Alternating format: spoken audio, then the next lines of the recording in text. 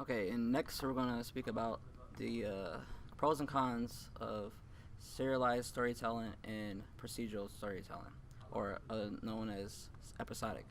Now, episodic storytelling is when the story is told through episode. It could be like a self-contained story, like the saying goes, is like Monster of the Week. Now, the serialized storytelling is like stories like the Game of Thrones, Breaking Bad, where you have to watch it from beginning to end to understand the story. And if you miss an episode, you're not gonna know what's going on. I definitely prefer serialized over the Monster of the Week sort of approach, just because I think it's a lot more rewarding to watch a serialized show if it's done right. The serialized ones like House of Cards or Game of Thrones, because there's a finite end.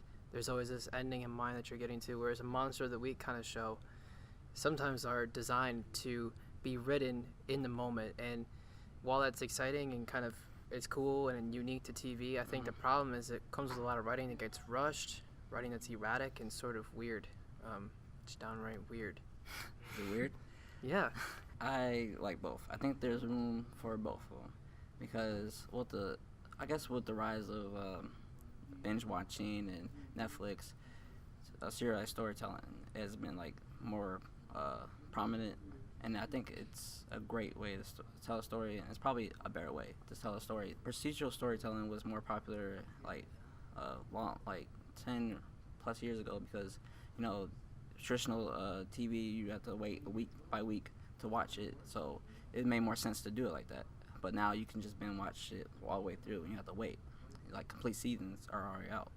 And it really started with Breaking Bad. I think of all the great shows I watch, and none of them are the procedural kind of shows. Unless sometimes a comedy often works procedurally. Yeah, comedies is really good with like procedural. The Office. First I was afraid, I was petrified. No, Not serialized, right? It's more it has- Monster of the Week. It has Has elements some- of both. Yeah, some elements of both, but mostly it's a kind of Monster of the Week sort of approach. Yeah. It works for comedy, but for dramas sometimes, I just think it's overall a lot better, because the story just happens to make more sense because it's not written in the moment like the procedural. It's written with a plan in mind.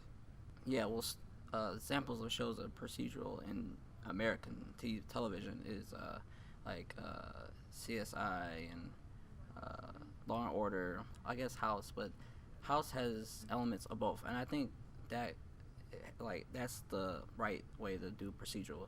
We have the elements of both serialized and procedural. Like each episode you can watch on its own, but there's still a overarching plot. House, at the end, it's about him and like his struggles through life. Anime does procedural right.